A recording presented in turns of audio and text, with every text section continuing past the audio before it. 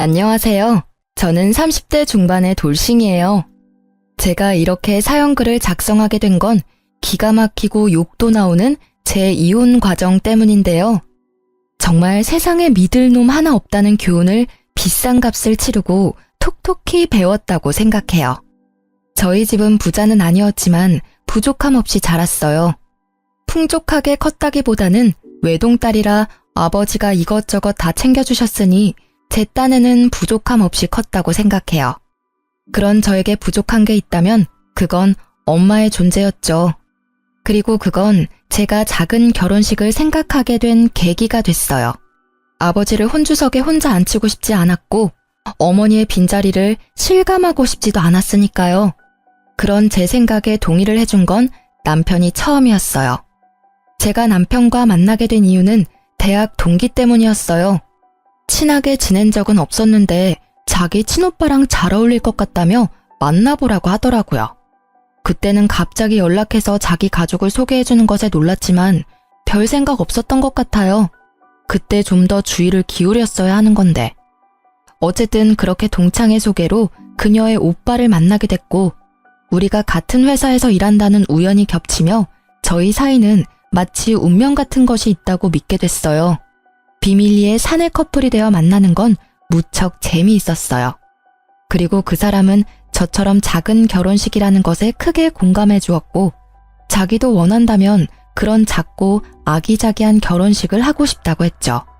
그렇게 가까워진 저희는 결혼을 하게 됐어요. 가족들과 친구들만 불러서 소박하게 한 결혼. 시댁 식구들도 너무나 좋아해 줬어요. 우리는 축의금 같은 건 필요 없다. 이렇게 프라이빗하게 하니 너희한테 집중할 수 있어서 좋다. 그런 이야기를 시모가 했죠. 그 당시 제가 시댁에 받은 인상은 이런 푸근함과 이상할 정도로 허세와 허영이 있다는 점이었어요. 그리고 그런 점 때문인지 저와 친정아버지에게 손을 벌리는 일이 종종 있었어요. 적은 액수부터 시작해서 몇백씩 큰 액수까지. 그래도 신경 안 썼어요. 어차피 다 우리한테 돌아올 거라는 생각이었으니까요. 남편은 무척 잘해줬어요. 우리 사이에 아이가 없다는 게 조금 문제이긴 했지만 아직 결혼 생활한 지 길지 않으니 곧 생길 거라는 믿음도 있었죠. 다정하고 상냥하고 나를 공주처럼 대해주는 남편에게 단점이랄 게 있다면 바로 친구가 많다는 것과 여전히 비밀 연애를 좋아한다는 것이었죠.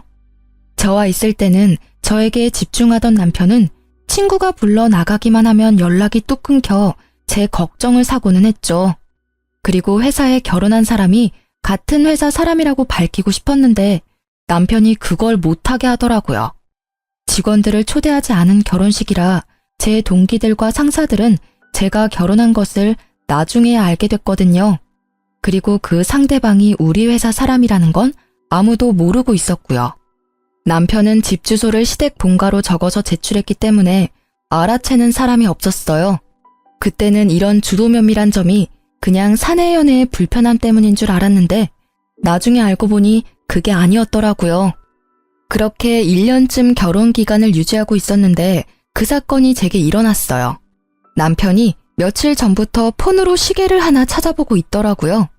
슬쩍 보니 비싼 브랜드는 아니었지만 신경이 쓰이는지 내내 보고 있더라고요. 사고 싶은 건가? 하는 생각으로 가만히 떠올리니 곧 결혼기념일이 다가오더라고요. 저는 남편이 원하는데 사지 못하는 것처럼 보여 제가 사주기로 마음먹었어요. 그래서 몰래 남편이 보던 시계의 모델명을 알아낸 뒤 저도 여러 SNS로 그 시계를 검색해봤어요. 착용한 사진이라던가 금액대가 괜찮은지, 그리고 쓸만하고 하자는 없는지. 그렇게 사람들이 올린 사진들을 보는데 아주 작은 한순간 제 눈을 사로잡은 사진이 하나 있더라고요. 사진을 착용한 한 남성의 사진이었는데 얼굴은 나오지 않았고 상체만 나온 사진이었죠. 그 남자의 손에는 시계를 차고 앉아 있었어요. 그런데 그 옷이 묘하게 익숙하더라고요. 넥타이나 정장의 조합이 눈에 익었어요. 그렇지만 중요한 건 따로 있었어요.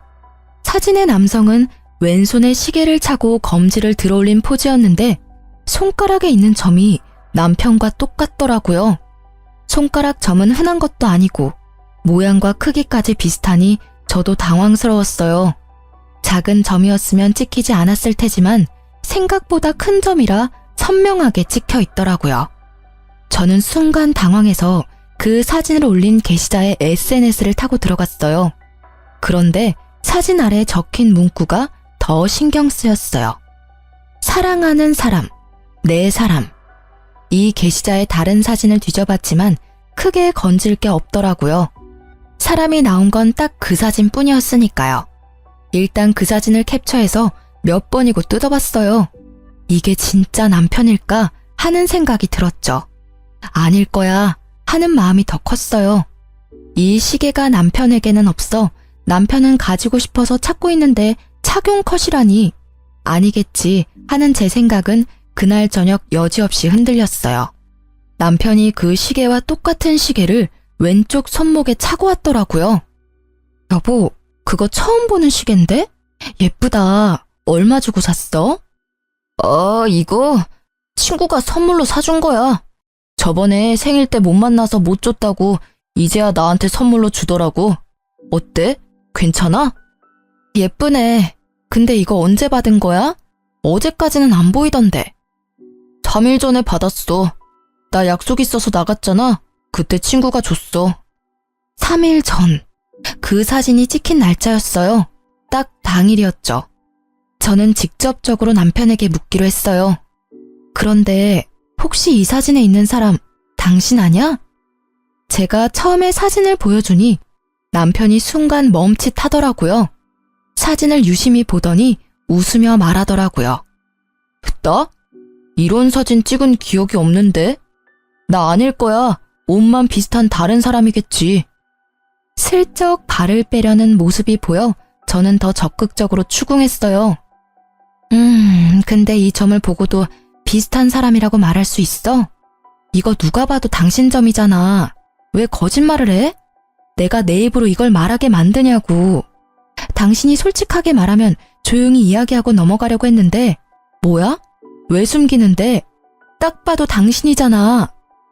제가 확대한 사진에는 남편의 손가락 점이 정확하게 찍혀 있었거든요. 그걸 본 남편의 얼굴이 하얗게 질리더라고요. 확실하게 확인이 가능하더라고요. 여보, 오해하지 마. 이건 내가 다 설명할 수 있어. 무슨 설명? 이 사진보다 더 확실한 설명이 어디 있어? 당신 못 봤지? 이 사진 올린 여자가 이 사진에 뭐라고 써놨는지. 사랑하는 사람이래. 어이가 없어서. 당신은 밖에서 뭐라고 다니길래 이런 사진이 올라오는데 왜 내가 이 사진을 보도록 만드는 거야? 다 그 여자가 착각해서 버린 짓이야. 진짜로 하루만 만나달라고 했고 하루만 만났어. 시계는 선물로 준다길래 그거 하나 받았을 뿐이야. 당신 싫으면 이것도 갖다 버릴게. 그러면서 남편은 차고 있던 시계를 후다닥 던져버리더라고요. 난 다른 건 몰라도 바람은 절대 용서 못해. 결혼 전에도 말했잖아. 도대체 언제부터 바람을 핀 거야? 우리 결혼한 지 이제 1년밖에 안 됐어. 그런데 벌써 바람? 내가 계속 믿고 이 결혼을 유지해도 괜찮은 거야? 버럭거리는 제 소리에 남편은 그 자리에 무릎을 꿇고 손바닥을 싹싹 빌더라고요. 여보, 진짜 미안해. 상대방이 한 번만 만나달라면서 부탁하길래 한 번만 만나주면 포기한다길래 그랬어. 다 끊을게. 이 시계도 버려버릴 테니까 제발 용서해줘. 과장된 모습이 실소를 나오도록 만들었지만 정말로 나와 헤어지고 싶은 생각은 없구나 하는 생각이 들었어요. 이혼하기 싫으면 그 여자랑 관계 당장 끊어.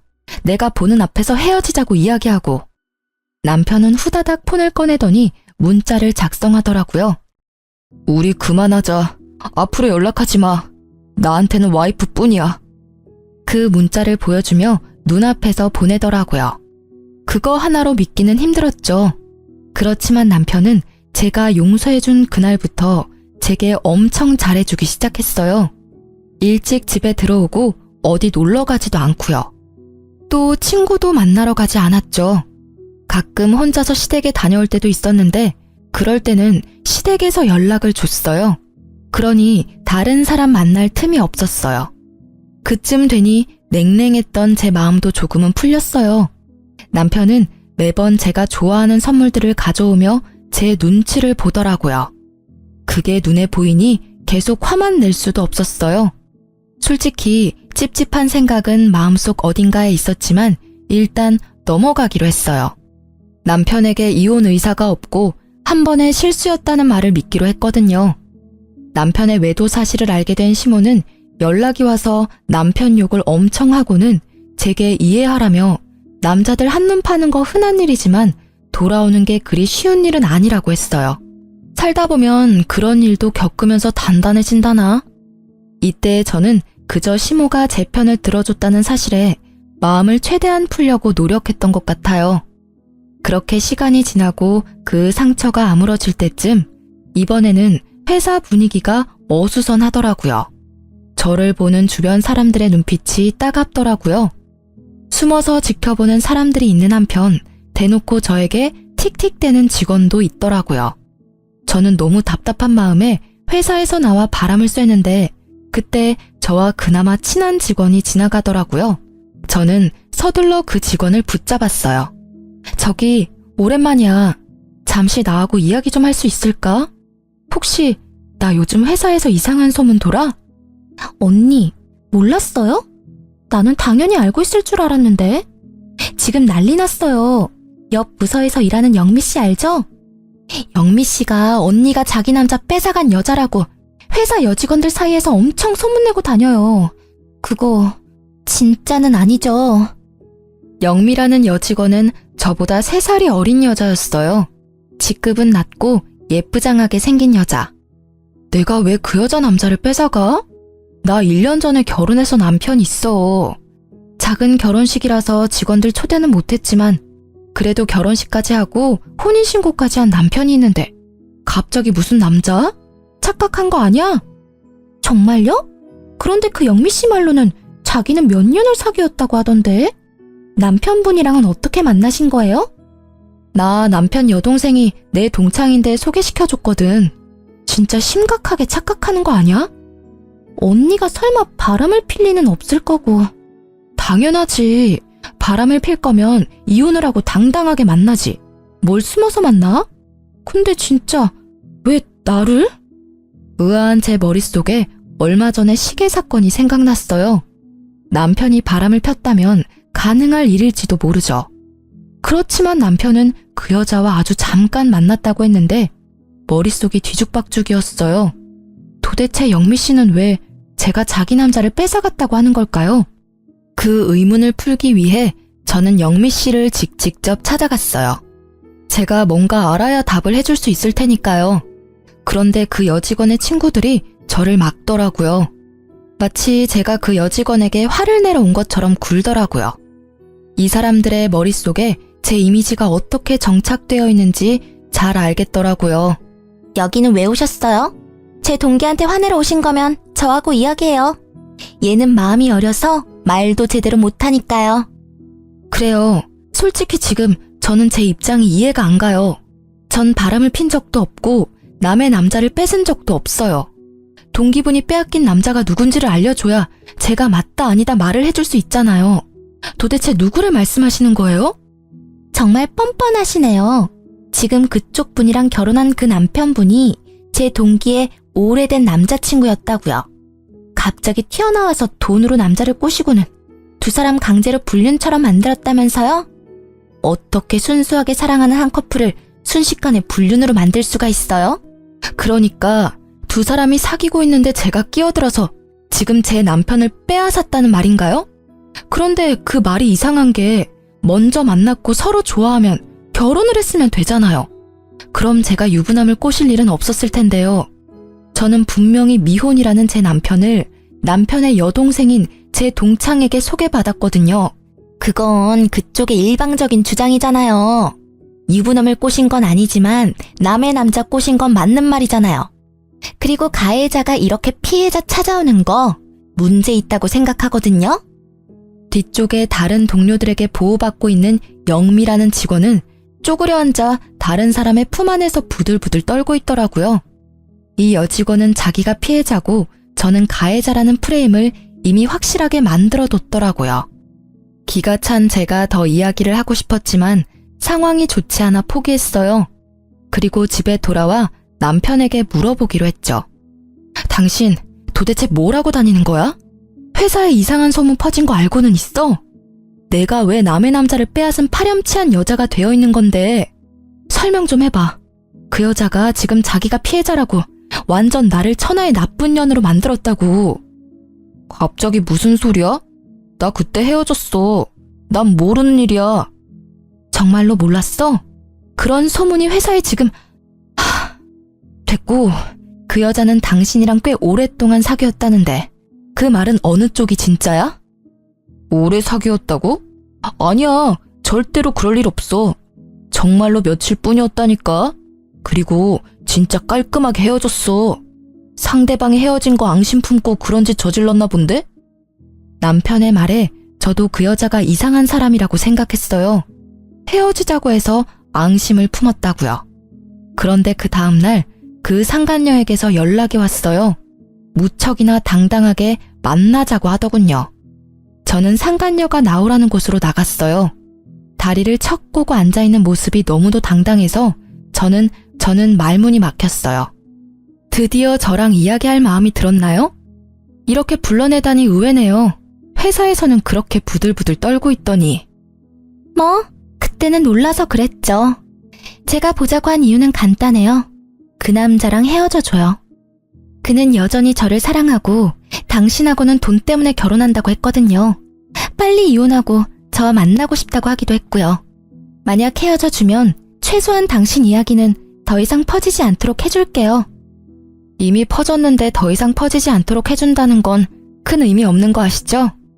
솔직히 저는 아직까지는 남편 말을 믿어요. 당신과 헤어졌다고 하더라고요. 최근까지 딴짓도 안 했고 당신 만나러 갈 시간도 없었어요. 아, 그거요? 혼자 시댁 자주 가지 않았어요? 그러고서 저한테 온 거예요. 가족한테는 거기 있다고 말해달라고 했고요. 전 그 집 사람들하고도 친하거든요. 그리고 혹시 못 믿겠으면 보실래요? 저랑 그 사람이 나눈 대화 내용?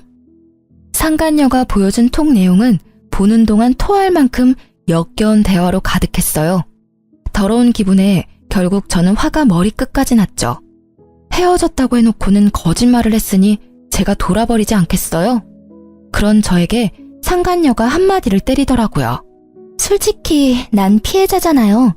잘 사귀고 있는데 당신이 내 남자와 바람핀 거니까. 게다가 돈으로 유혹해서 남자 뺏어간 가해자는 당신이고. 피해자라. 그렇게 치면 제 쪽이 더 큰 피해자 아닌가요? 저는요, 당신하고는 달리 그 남자 가족한테 소개받아서 결혼했어요. 분명히 말해두지만 저는 그 남자가 유부남이었다거나 다른 여자가 있었다면 절대로 결혼 안 했을 거고요. 이것만 보면 저는 혼인빙자 사기를 당한 거거든요? 맞잖아요. 당신 말대로 그 집안 사람들이 당신과 그 남자 사이를 인정하고 있었다면 저에게 왜 남자를 소개시켜줬겠어요?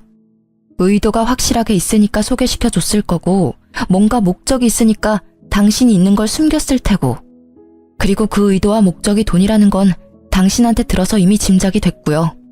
저한테 그런 거 따져봐야 소용없는 거 아시죠? 이미 당신은 회사에서 남의 남자 뺏어간 천하의 나쁜 년이거든? 회사에 얼굴을 들고 다닐 수 없을 정도로 퍼졌으니 회사 그만두고 내 남자하고도 당장 헤어져. 당신 때문에 우리 애는 지금 호적에도 올리지 못하고 아빠 없이 크게 생겼거든? 여기서 진짜 빡쳤어요. 애가 있었다는 걸 처음 들었잖아요. 그만큼 오랜 세월 함께 해왔다는 걸 들으니 배신감이 확 밀려왔어요. 저는 그녀의 말에 즉시 이혼을 결심했어요. 그렇지만 상간녀에게는 이혼해주겠다 이야기하지 않았어요. 저만 당할 수 있나요? 전 회사를 그만둘 생각도 없었고 이대로 천하의 나쁜 년이 되고 싶은 생각은 추호도 없었죠. 그래서 그 상간녀에게는 남편과 이야기해보고 결정하겠다고 하고 헤어졌어요. 그렇지만 언제까지고 냉정하게 유지하는 건 못할 짓이더라고요. 그래서 시댁으로 찾아가서 한바탕 했어요. 다들 알고 계셨죠? 여자 있는 거. 심지어 애 있는 것도 아시면서 저하고 이 남자 결혼시킨 거죠? 이 혼인은 무효고 당장 이혼할 거예요. 그리고 이 집안 사람들 싹 다 고소할 거예요. 아가, 제발 다시 한번 생각해보면 안 되겠니? 이혼은 안 된단다. 그 여자는 멀리 보내마. 절대로 네 눈앞에 띄게 하지 않을 거야. 두 사람을 억지로 갈라놓는 한이 있더라도 너희는 헤어지면 안 돼. 도대체 무슨 생각들을 하셨던 거예요? 여기 있는 사람들 전부 한통속이에요? 처음부터 나한테 의도적으로 접근한 거냐고요. 어쩐지 몇십만 원부터 몇백만 원까지 돈 빌려달라고 할 때부터 내가 알아봤어야 했는데 그 여자 한 말 중에 틀린 말이 없네요. 돈 때문이라더니 내가 미쳤지. 여보, 정말로 이혼은 안 돼. 그 여자랑 진짜 깨끗하게 헤어질게. 그리고 애도 어차피 호적에 안 올렸으니까 난 깔끔하잖아. 그러니까 제발. 깔끔 같은 정신 나간 소리를 하는 남편을 보며 저는 버럭할 수밖에 없었어요. 당신한테 제일 짜증나. 당신 헤어졌다고 해놓고 오늘 아침에 그 여자한테 보낸 톡에도 사랑한다고 적어보냈더라. 그리고 시댁에 간다고 한 날 빠짐없이 그 여자 집에 갔었다며? 그런 주제에 뭐? 이혼은 안 돼? 네가 안 된다고 하니까 더 하고 싶네. 그리고 헤어진다고? 저번에도 헤어진다고 해놓고 못 헤어졌으면서 이번이라고 그게 가능하겠어? 더 꽁꽁 숨겨놓고 찾아다니겠지. 한 번 속지 두 번은 안 속아. 결국 저는 저를 붙잡는 망할 놈의 집안 사람들을 다 뿌리치고 얼른 짐 싸서 친정으로 돌아오게 됐어요. 친정으로 돌아온 저는 진짜 미쳐버릴 것 같았어요. 머릿속에는 배신당했다는 생각으로 가득했고 비참함과 상처 입은 자존심 때문에 온통 복수하고 싶은 생각뿐이었어요. 두년 놈들과 그 가족들에게까지요. 정말 수치스러움으로 회사를 가는 것조차 힘들었지만 제가 나가지 않으면 정말 패배자가 될 것 같아서 이악 물고 출근했어요. 회사에서는 여전히 불명예스러운 소문이 가득했고 저는 그 소문을 의식하지 않으려 했지만 소문을 믿고 있는 사람들이 저를 의식하니 어쩔 수 없이 제 의도와는 다르게 시달리게 되더라고요. 그래서 저는 정면으로 부딪히기로 했어요. 우선은 상간녀를 만나기로 했죠. 이혼 준비 다 되셨어요? 남편도 나하고 이혼하기를 원하면 당신 말처럼 이혼해 줄 거야. 만약 남편이 이혼을 원하지 않으면 이혼은 안 할 거고. 그리고 당신이 요구한 이직은 절대 안 돼. 나도 나름의 커리어가 있고 힘들게 그 자리까지 올라갔거든? 상간녀는 회사를 그만두지 않겠다는 말에 불만족스러운 표정으로 저를 쳐다보더라고요. 게다가 이혼을 해주겠다고 했음에도 못 믿는 것 같은 표정으로 나를 쳐다봤어요. 그래서 말했죠. 의심하는 것 같네? 내가 전화해서 직접 물어볼게. 그럼 됐지? 저는 스피커폰을 켠 채 남편에게 전화를 걸었어요. 상간녀는 몰랐을 거예요. 이 남자가 저와 헤어지고 싶지 않은 이유를요. 그 사람이 이 여자를 만나서 놀고 먹고 하는데 필요한 돈은 우리 친정아버지 주머니에서 나온 돈이었거든요. 만약 지금 당장 이혼하면 남편 놈은 파산할 것이고 그 집안 사람들조차 당장 아버지에게 빌린 돈을 갚아야 했어요. 남편 놈은 그걸 알기에 저와 이혼을 절대 하지 않겠다고 버티고 있었던 거였죠. 저는 의기양양했어요. 그리고 남편이 전화를 받았죠. 이혼 준비는 잘하고 있어? 이혼 서류 작성할 거야. 여보, 제발 다시 생각해봐. 우리 이렇게 헤어지는 거 아니잖아. 응? 난 정말 당신한테 헌신을 다했다고 생각해. 물론 잠시 그 여자 꿰매 넘어가서 내가 미친 짓을 했지만 이제는 정말 반성했고 더 이상 만나지 않을 사람이야. 그러니까 부탁이야. 그런데 그러기엔 너무 멀리까지 오지 않았어? 그 여자 사이에 애까지 있다면서. 듣지 않았으면 정말 당신이랑 그 여자 사이가 아주 잠깐뿐이었던 걸로 오해할 뻔했어. 일부러 당신이 그렇게 말한 거 아니야? 정말로 그런 거 아니야. 그 여자애는 진짜 내가 모르는 애야. 나 호적 깔끔하다니까. 그 여자가 물귀신 작전 쓰는 거야. 나 말고 다른 남자 애일지는 누가 알겠어? 그렇게 남자 꼬시기 좋아하는 여잔데. 발 빼는 남편의 목소리에 기가 찼는지 상간녀가 제 폰에다 대고 크게 소리를 질렀어요. 야, 너 말 다 했어? 미친놈이. 네가 감히 우리 애를 들먹여? 친자 검사라도 해볼래? 그래서 강제로 친부되도록 만들어줄까? 너 헤어진다면서. 이 여자랑 헤어지고 나랑 만나겠다면서. 근데 왜 매달려? 내가 회사에 소문 안 냈으면 절대로 헤어질 일 없었겠네. 너 왜 거기 있어? 야, 설마 네가 와이프한테 그딴 이야기 꺼냈어? 회사의 소문은 왜 내고 난리야? 좋게 좋게 해결하려고 했는데 너 때문에 다 망했잖아. 6년을 너랑 만났어. 네가 이 여자랑 결혼하겠다고 했을 때도 잠깐 만났다가 헤어지겠다는 네 말까지 믿었어. 그런데 이제 와서 다른 소리를 해? 너 때문에 내가 미혼모가 됐는데. 내가 그래서 조용히 있으라고 했지. 왜 들쑤셔가지고 이렇게 일을 복잡하게 만들었냐고. 6년 참은 김에 좀 더 참지 그랬어. 사람이 왜 이렇게 생각이 없어? 내가 만나주는 것만으로도 다행으로 생각해야 하는 주제에. 뭐?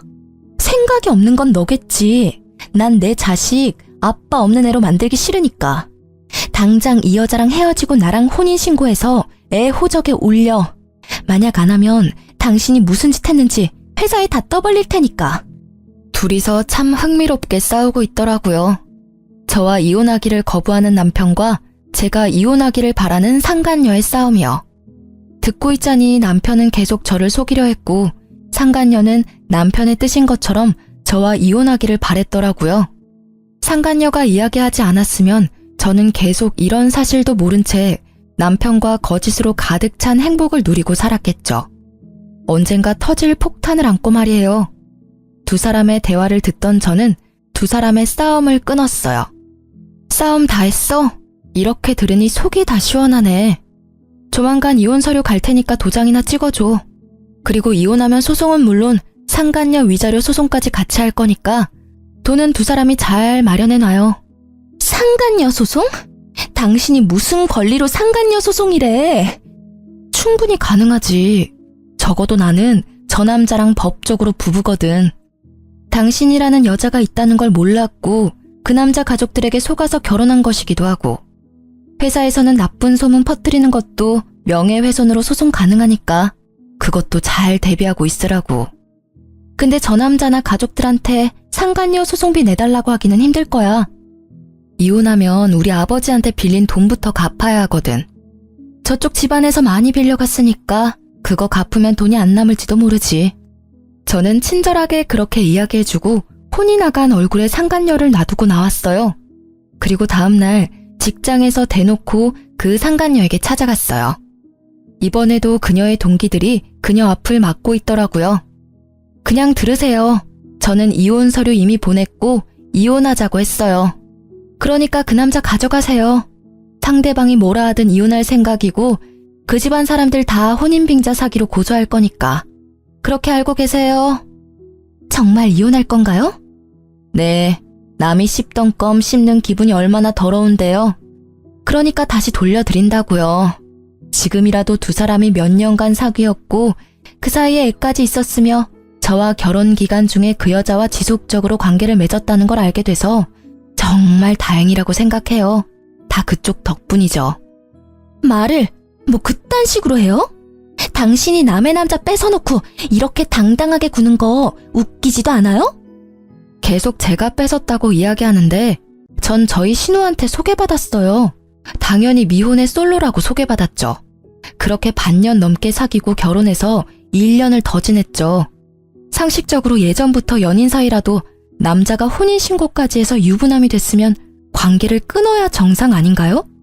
아니면 결혼 전이나 직후에 저한테 말하러 왔으면 저도 이런 식으로 1년을 허비하지는 않았겠죠. 결혼한 걸 뻔히 알면서도 말 안 하고 몰래 만났다가 회사에 제가 남의 남편 뺏은 것처럼 소문내고 제가 좋게 이야기할 수 있었겠어요? 그렇게 피해자 하고 싶으면 하세요. 저라면 자존심 상해서 피해자는 못할 것 같은데. 확실하게 법의 심판을 받게 해드릴 거니까 기대하세요. 우선은 상간녀 소송부터니까 잘 준비하세요. 제 말에 당황한 건 듣고 있던 동기들 쪽이었어요. 유부남인 걸 알았으면 헤어지거나 알게 된 즉시 이야기를 했어야 하는데 그걸 숨기고 만난 건 명백히 상간녀의 잘못이니까요. 그렇게 이야기하고 제자리로 돌아오니 제 책상에 무슨 꽃다발이 놓여 있더라고요. 제가 좋아하는 꽃이 가득한 걸 보니 누가 산 건지 짐작이 가더군요. 남편이 점심을 틈타 와서 기다리고 있더라고요. 여보, 기분 풀어. 우리가 얼마나 서로에게 충실했는지 잘 알잖아. 아무리 그래도 우리가 지내온 추억을 생각해서라도. 번지수 잘못 짚었어. 그 꽃 영미 씨 갖다 줘야지. 우리 이제 이혼할 거잖아. 나보다 더 오랫동안 만나온 상간녀가 있으면서 나한테 이러면 곤란한데? 이런 저희의 실랑이에 결국 그 상간녀도 등장했어요. 저는 상간녀를 보고는 남편에게 더 매몰차게 굴었어요. 우리 이미 이야기 끝났어. 난 이런 취급 받으면서까지 당신이랑 결혼 유지하고 싶은 마음 전혀 없어. 여자의 애까지 있었으면서 총각 흉내하면서 결혼까지. 그거 사기거든? 좋은 말로 할 때 이혼해줘? 안 돼, 여보. 제발 다시 생각해봐. 진짜 헤어지지만 않으면 내가 뭐든 다 할게. 미안한데 그런 얘기는 회사에 나를 남의 남자 뺏은 년이라고 거짓 소문이나 흘린 상간녀한테나 해. 여보, 그 여자랑은 이미 헤어졌다고 했잖아. 나 진짜 깨끗해. 아무 사이도 아니라고. 다 저 여자가 오바해서 이런 액션 취하는 거야. 결국 버티다 못한 상간녀가 벌겋게 된 채 분노를 삼키고 있더라고요. 대놓고 아무 사이 아니라는 말을 들었으니 이제는 제가 강제로 자기 남자를 빼앗았다는 말을 퍼뜨릴 수 없겠죠. 진짜 꼴보기 싫은 남편의 등장이었지만 한편으로는 아주 좋은 타이밍이었다고 생각해요. 너무 통쾌했어요. 내가 뺏은 게 아니라 상간녀가 불륜을 저질렀으며 결국에는 버려졌다는 사실을 모두가 알게 돼서요. 저는 남편에게 꽃다발을 집어던지며 말했어요. 이혼 확정이니까 이제 와서 이딴 눈에 뻔히 보이는 짓 하지 마. 그리고 결혼 기간 동안 우리 아버지한테 빌려간 돈 다 갚아. 당신 부모가 빌린 돈도 당신이 빌린 만큼은 되거든? 그것도 갚아. 그치만 우리 가족이잖아. 가족끼리 돈 빌린 건 빌린 거라고 보기에는 좀... 나랑 당신 사이면 그냥 넘어갈 수도 있겠지. 근데 당신 돈 받을 때 계좌에 넣어준 사람이 누군지 잊었어? 우리 아버지거든? 그리고 아버지가 항상 빌려주면서 천천히 갚으라는 문자 보냈지? 그건 갚아야 할 돈이라는 거지. 빌려준 사람이 갚기를 원하는데 왜 안 갚아? 돈 떼먹을 생각이면 그것까지 소송할까? 제 말에 남편 놈은 급히 손사래를 치며 그런 거 아니라더군요. 분명히 헤어지라고 했는데도 다시 만날 정도로 좋아한 여자였으면서도 돈을 갚아야 할 상황이 되니 여자며 애며 다 버리는 남자랑 살았다는 게 더 비참했어요. 정말로 나를 돈으로 봤나 하는 생각이 들었거든요. 그렇지만 이 사건을 통해 회사 분위기는 싹 바뀌었어요. 남편은 바람핀 찌질한 놈이 되었고 상간녀는 모두가 보는 앞에서 피해자 흉내내다가 진짜 피해자가 됐죠. 저는 외도 남편 참교육시킨 승리자가 됐죠. 저는 막타를 상간녀에게 때렸어요. 그때 상간녀의 얼굴을 잊을 수가 없어요. 이보세요, 영미씨.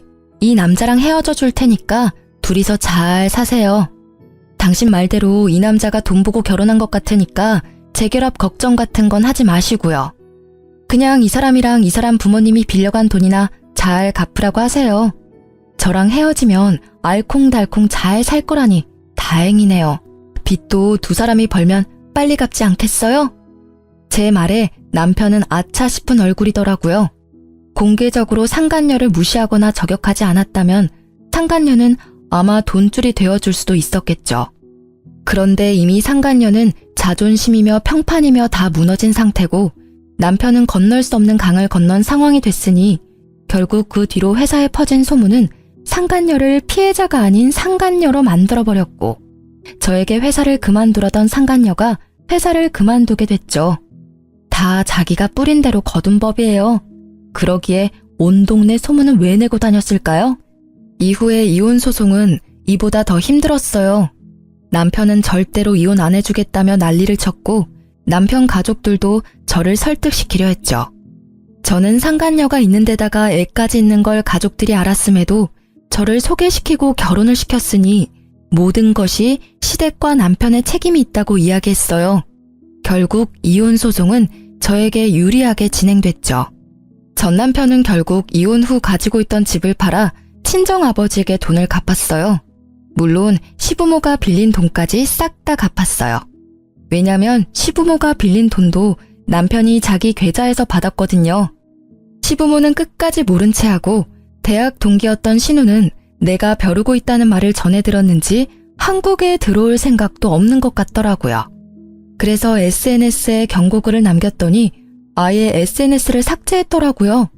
나중에 연락이 오기를 자신은 오빠가 해달라는 대로 해줬을 뿐이라며 결백을 주장하더라고요. 근데 알고 보니까 전 남편이 소개해주면 명품 가방을 사준다고 해서 그랬다더라고요. 가족이 이래서 가족인가 봐요. 똑같은 족속들이거든요. 전 남편은 빌린 돈에 위자료까지 지급해야 해서 남은 돈이 없었던 것 같더라고요. 그런데 이후에 웃긴 일이 있었죠. 이런 일이 있었음에도 착실하게 돈 모을 생각은 하지 않고 이번에는 또 다른 여자를 찾아 다니더라고요. 결국 이번에도 돈 많은 여자 잡아서 편하게 살려고 하는 걸 보니 아직 정신 못 차리나 싶었죠. 저는 아직도 전 남편과 함께 일하는 이 상황이 너무 싫었어요. 그렇지만 곧 자기 무덤 자기가 열심히 팠더라고요. 이혼 후 몇 달 되지 않아 한 여자가 회사 앞에서 고래고래 고함을 지르고 있더라고요. 이 사기꾼 같은 놈, 어떻게 할 거야? 내 돈 내놔. 결혼식에 필요하다며 가져간 돈 다 내놓으라고. 잠깐만, 여기서 이러지 말고. 뭘 이러지 마? 너 총각이라며. 그런데 애 딸린 돌싱? 그런 주제에 매번 나한테 돈까지 받아갔다 이거지? 나 애 없어. 호적에 애 있는 거 봤어? 그리고 결혼은 한 번 했지만 그건 실수였다고. 제대로 된 결혼 생활도 아니었어. 그리고 돈은 결혼식 하는데 썼다고 했잖아. 참 말하는 걸 보니 나쁜 놈이 틀림없더라고요. 상대방 여자에게는 씨알도 먹히지 않았죠. 거짓말을 이렇게 한다 이거지? 내가 모를 줄 알았어? 방금 내가 웨딩샵에 전화하고 달려온 거거든? 드레스가 마음에 안 들어서 바꾸려고 전화했더니 예약은커녕 주문도 안 돼 있더라고. 그리고 예식장이랑 주얼리샵에도 전혀 주문받은 기록 자체가 없다는 게 말이 돼? 뭘 예약을 했는데? 너 사기꾼이지? 당장 돈 내놔 이 나쁜 놈아. 이야기를 들어보니 이 여자도 참 딱하더라고요. 우리 회사에 지금 전 남편이 곧 그만둔다는 사직서를 내둔 상태였거든요. 그것도 결혼식 전주까지 일한다고 말이죠. 누가 봐도 결혼식 전에 튀려는 생각이었던 거죠. 누가 결혼 전에 회사를 나가요? 뿌린 만큼 거두고 나가려고 하지. 딱 보니 약혼녀 돈 갖다 쓰고는 도망치려고 한 거죠. 언니, 저분도 참 대단하시네요. 재벌은 난 못 준다더니 여전히 여자한테 돈 뜯어먹으려고. 근데 이번 건은 좀 위험한 거 아니에요? 딱 봐도 튀려고 한 것 같던데 진짜 직전에 걸렸으니.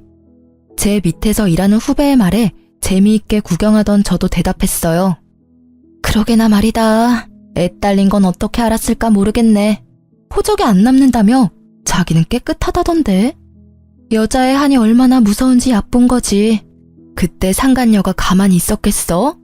분명히 이번에도 그 여자가 이야기했을걸? 그러지 않고서는 애 있는 거 모를 텐데. 두 사람 완전히 갈라졌다고 이야기 들었거든. 정말요? 진짜 무서운 사람들이네요. 근데 저분 별명 새로 얻은 건 알고 계세요? 무슨 별명? 카사노바라고. 그렇게 회사에 소문이 자자한데도 여직원들 꼬시려고 했다잖아요. 정말 뻔뻔하네.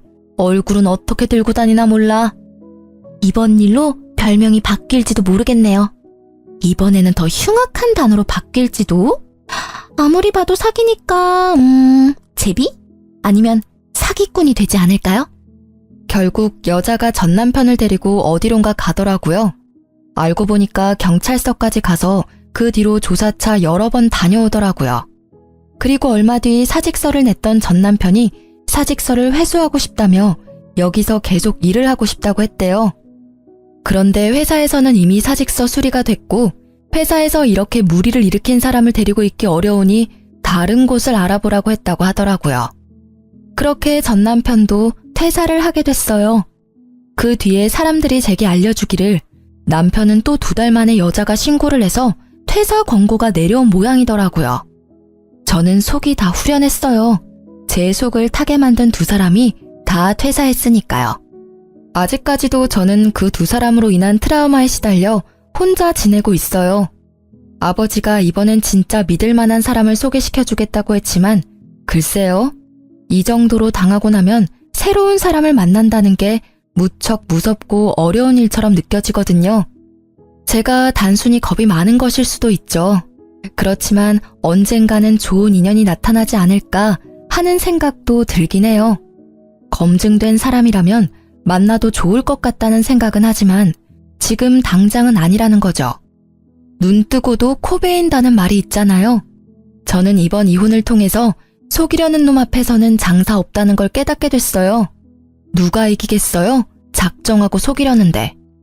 어떤 사람들은 속아 넘어간 쪽이 잘못이라고 말하는 사람도 있지만 진짜 속이려고 작정한 사람들에게는 못 이겨요. 이 일 이후로 모든 일에 의심부터 하고 보는 의심병이 생긴 것도 어찌 보면 당연하죠. 어떠세요? 제 이혼 이야기를 들으니 욕이 나오시나요? 정말 회사 안에 소문이 파다하게 퍼졌을 때는 진짜 죽고 싶었는데 그래도 이렇게 수습이 되어서 다행이라고 생각해요. 물론 상처야 남았지만 그걸 알고 나서는 모두가 저에게 잘 대해주거든요. 은연중에 저를 비난했던 사람들이 제게 죄책감을 가지게 된 것인지도 모르죠. 그냥 모르는 척 그 호의를 받아들이고 있어요. 그 사람들도 그 상간녀의 꾀임에 빠진 거나 마찬가지니까요. 제 이야기를 들려드리는 건 돌다리도 두들겨보고 건너시라는 말을 해드리고 싶어서예요. 그리고 속았다고 자책하지 마시라는 것도요. 속는 사람이 잘못인 게 아니라 속이는 사람이 잘못인 게 당연하잖아요. 그러니 만약 누군가에게 속았다면 나를 탓하지 말고 상대방을 마음껏 탓하고 호되게 그 값을 치르도록 만들어주세요. 쓰다 보니 엄청 길어졌네요. 저의 이혼사 재미있었는지는 모르겠지만 읽어주셔서 감사합니다.